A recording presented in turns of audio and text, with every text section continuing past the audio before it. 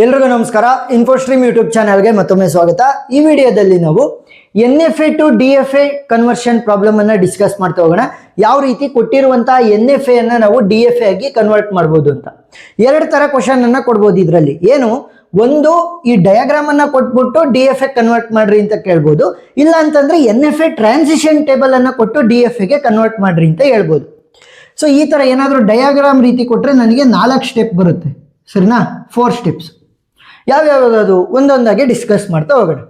First ಕೊಟ್ಟಿರುವಂಥ NFAಗೆ ನಾನು NFA transition table ಅನ್ನ ಬರ್ಕೊಳ್ಳೋಣ, ಸರಿನಾ? ಮೊದಲನೇ ಸ್ಟೆಪ್ ಏನು? NFA transition table. NFA transition table ಆಮೇಲೆ ಬರ್ಕೊಂತ್ರಿ. ಫಸ್ಟ್ ಎಕ್ಸ್ಪ್ಲನೇಷನ್ ಅನ್ನ ಕೇಳ್ಕೊಂತ ಹೋಗಿ. ಯಾವುದೇ ಟ್ರಾನ್ಸಿಷನ್ ಟೇಬಲ್ ಆದ್ರೂ ಕೂಡ ನಾವು ಡೋ ಇಂದನೇ ರೆಪ್ರೆಸೆಂಟ್ ಮಾಡೋದು. ಈ ಒಂದು ಸಿಂಬಲ್ DFA ಇರ್ಬೋದು, NFA transition table, epsilon NFA transition table ಎಲ್ಲದನ್ನು ಕೂಡ ನಾವು ಈ ಒಂದು ಸಿಂಬಲ್ ಇಂದ ರೆಪ್ರೆಸೆಂಟ್ ಮಾಡ್ತೀವಿ.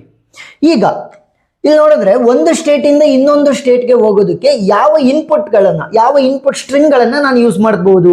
ಒಂದು 0ನ ಯೂಸ್ ಮಾಡ್ಕೋಬಹುದು ಅಥವಾ 1 ಅನ್ನ ಯೂಸ್ ಮಾಡ್ಕೋಬಹುದು. ನೋಡಿ, ಇಲ್ಲೆಲ್ಲಾದ್ರೂ ಕೂಡ ಒಂದು ಸ್ಟೇಟ್ ಇಂದ ಎಲ್ಲ ಬೇರೆ ಸ್ಟೇಟ್ಗಳಿಗೆ ಹೋಗೋದಕ್ಕೆ ಅವನ್ನ ಮಾತ್ರ ಯೂಸ್ ಮಾಡಿರೋದು. ಸೊ 0ನ ಯೂಸ್ ಮಾಡ್ಬೋದು ಅಥವಾ 1 ಅನ್ನ ಯೂಸ್ ಮಾಡ್ಬೋದು. ನೆಕ್ಸ್ಟ್ ಯಾವ ಸ್ಟೇಟ್ಗಳಿದಾವೆ ನನಗೆ? Q0 ಅನ್ನೋದು ಒಂದು ಸ್ಟೇಟ್ ಇದೆ, Q1 ಅನ್ನೋದು ಒಂದಿದೆ, ನೆಕ್ಸ್ಟ್ Q2 ಅನ್ನೋದು ಒಂದು ಸ್ಟೇಟ್ ಇದೆ. ನೋಡಿ ಇಲ್ಲಿ Q0 is my initial state. Initial state ಅಂತಂದ್ರೇನು? ಸ್ಟಾರ್ಟ್ ಆಗುವಂಥದ್ದು.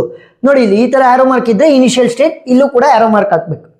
2 ಸರ್ಕಲ್ ಒಳಗಡೆ ಏನಾದ್ರೂ ಒಂದು ಸ್ಟೇಟ್ ಇದೆ, ಅದನ್ನ ಏನಂತ ಕರಿತೀವಿ? Final state.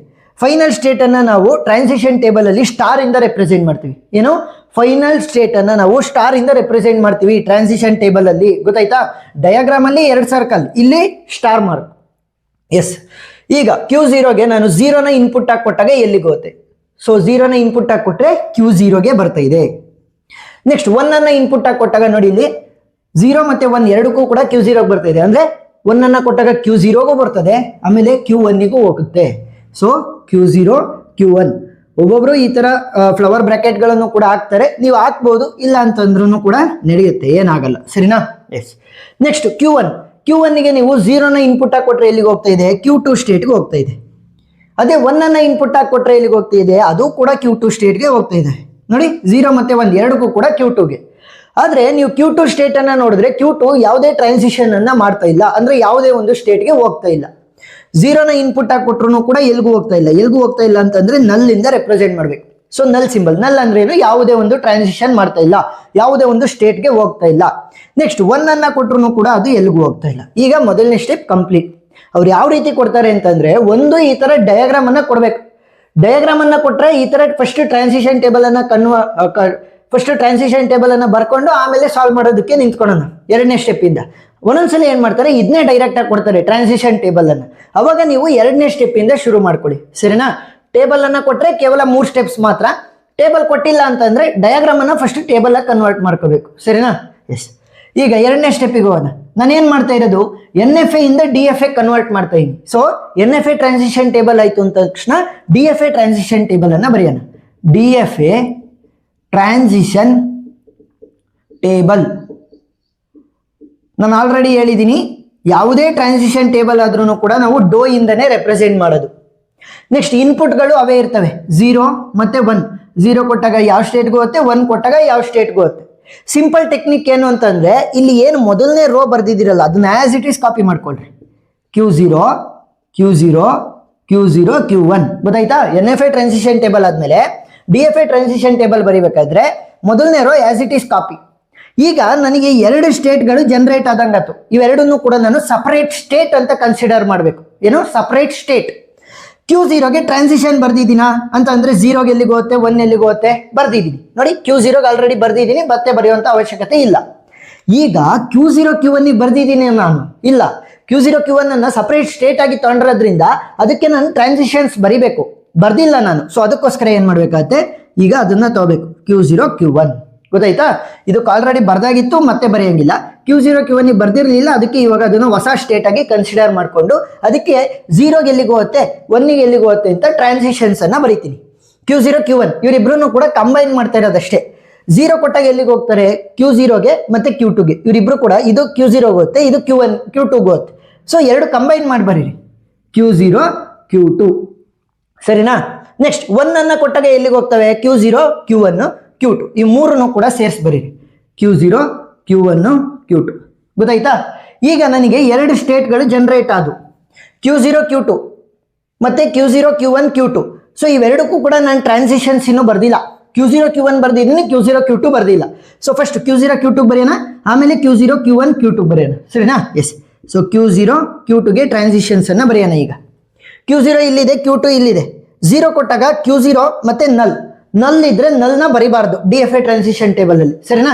ನಲ್ ಬರೆಯಕ್ಕೆ ಹೋಗ್ಬೇಡ್ರಿ, ಕೇವಲ Q0 ಮಾತ್ರ ಬರೀರಿ. ನೆಕ್ಸ್ಟ್ Q0 ಮತ್ತೆ Q2ಗೆ 1 ಅನ್ನ ಇನ್ಪುಟ್ ಆಗಿ ಕೊಟ್ರೆ ಎಲ್ಲಿಗೆ ಹೋಗ್ತಾ ಇದೆ? Q0 Q1 ಮತ್ತೆ ನಲ್ ಬರೆಯಕ್ಕೆ ಹೋಗ್ಬೇಡ್ರಿ, Q0 Q1 ಮಾತ್ರ ಬರೀರಿ. ನಲ್ ಇದ್ರೆ ನಲ್ ಬರೆಯುವಂತ ಅವಶ್ಯಕತೆ ಇಲ್ಲ. ಸೊ ಜಸ್ಟ್ ಏನ್ ಬೇರೆ ಟ್ರಾನ್ಸಿಷನ್ ಬೇರೆ ಏನ್ ಸ್ಟೇಟ್ಗಳಿದೆ ಅವುಗಳನ್ನ ಮಾತ್ರ ಬರೀರಿ. ಈಗ Q0 Q2 ಬರ್ದೆ, ಇಲ್ಲಿ Q0 Q1 Q2 ಬರಿಬೇಕು, Q0 Q1 Q2 ಬರಿಬೇಕು. ಆಮೇಲೆ ಇಲ್ಲಿ ನೋಡಿ Q0 already ಬರ್ದಾಗಿದೆ, Q0 Q1 already ಬರ್ದಾಗಿದೆ, ಸರಿನಾ. ಇದರಲ್ಲಿ ಯಾವುದೇ ಹೊಸ ಸ್ಟೇಟ್ಗಳು ಜನರೇಟ್ ಆಗಿಲ್ಲ. ಈಗ Q0 Q1 Q2ಗೆ ನಾನು ಬರಿಬೇಕು, ಮೂರು ಸ್ಟೇಟ್ಗಳು ಸೇರಿರುವಂಥದ್ದು. ಸೊ 0 ಕೊಟ್ಟಾಗ Q0 Q2 ಮತ್ತೆ ನಲ್ ಬರಿಬಾರ್ದು, Q0 ಮತ್ತೆ Q2 ಮಾತ್ರ ಬರೀರಿ. ನೆಕ್ಸ್ಟ್ 1 ಅನ್ನ ಕೊಟ್ಟಾಗ Q0 Q1 Q2 ಮತ್ತೆ ನಲ್ ಬರಿಬಾರ್ದು, Q0 Q1 Q2 ಮಾತ್ರ ಬರೀರಿ. ಈಗ ನೀವು ನೋಡಿದ್ರೆ ಎರಡು ಸ್ಟೇಟ್ಗಳು ಜನರೇಟ್ ಆಗಿದ್ದಾವೆ. Q0 Q2 ಆಲ್ರೆಡಿ ಬರ್ದಿದ್ದೀನಿ, Q0 Q1 Q2 ಆಲ್ರೆಡಿ ಬರ್ದಿದ್ದೀನಿ.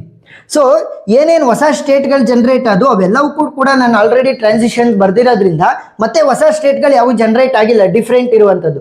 ಸೊ ಇಲ್ಲಿಗೆ ಸ್ಟಾಪ್ ಮಾಡಬೇಕು. ಒಂದೆರಡು ಪ್ರಾಬ್ಲಮ್ ಅನ್ನ ಸಾಲ್ವ್ ಮಾಡಿದಾಗ ಕ್ಲಿಯರ್ ಆಗ್ತಾ ಹೋಗುತ್ತೆ. ಸೊ ಇಲ್ಲಿಗೆ ಸ್ಟಾಪ್ ಮಾಡ್ತೀನಿ. ಯಾಕೆ? ನನಗೆ ಹೊಸ ಸ್ಟೇಟ್ಗಳು ಯಾವ ಕೂಡ ಈ ಕಡೆ ಜನರೇಟ್ ಆಗಿಲ್ಲ. ಯಾವ್ಯಾವ ಜನರೇಟ್ ಆಗಿತ್ತು ಅವಕ್ಕೆಲ್ಲವಕ್ಕೂ ಕೂಡ ಬರ್ದಿದ್ದೀನಿ ಟ್ರಾನ್ಸಿಷನ್ಸ್ ಅನ್ನ. ನೆಕ್ಸ್ಟ್ ನೋಡಿ, ಇಲ್ಲಿ ಇನಿಷಿಯಲ್ ಸ್ಟೇಟ್ ಅದಾಗೆ ಇರುತ್ತೆ ಅಂತಂದ್ರೆ Q0 ಅಂತಂದ್ರೆ ಅದೇ ಇನಿಷಿಯಲ್ ಸ್ಟೇಟ್. ನಮಗೆ ಒಂದು DFA ಇರ್ಬೋದು, NFA ಇರ್ಬೋದು, ಯಾವುದೇ ಇರಲಿ ಒಂದೇ ಒಂದು ಇನಿಷಿಯಲ್ ಸ್ಟೇಟ್ ಇರೋದಕ್ಕೆ ಸಾಧ್ಯ. ಆದ್ರೆ ಫೈನಲ್ ಸ್ಟೇಟ್ಗಳು ಜಾಸ್ತಿ ಇರ್ಬೋದು, ಗೊತ್ತಾಯ್ತಾ. ಇನಿಷಿಯಲ್ ಸ್ಟೇಟ್ ಒಂದೇ ಒಂದು ಇರಬೇಕು, ಫೈನಲ್ ಸ್ಟೇಟ್ಸ್ ಬೇಕಾದ್ರೆ ಜಾಸ್ತಿ ಇರ್ಬೋದು. ನೋಡಿ ಇಲ್ಲಿ ಫೈನಲ್ ಸ್ಟೇಟ್ ಏನು? Q2 ಎಲ್ಲೆಲ್ಲಿದೆ ಅಲ್ಲೆಲ್ಲ ಫೈನಲ್ ಸ್ಟೇಟ್ ಅಂತ ಸ್ಟಾರ್ ಮಾರ್ಕ್ ಅನ್ನ ಹಾಕ್ಬೇಕು. ನೋಡಿ Q2 ಇದೆ ಸ್ಟಾರ್ ಮಾರ್ಕ್, Q2 ಇದೆ ಸ್ಟಾರ್ ಮಾರ್ಕ್, ಗೊತ್ತಾಯ್ತಾ. ಸೊ ಎಲ್ಲೆಲ್ಲಿ ಫೈನಲ್ ಸ್ಟೇಟ್ ಇರುತ್ತೆ ಅಲ್ಲೆಲ್ಲ ಸ್ಟಾರ್ ಮಾರ್ಕ್ ಅನ್ನ ಹಾಕಿ.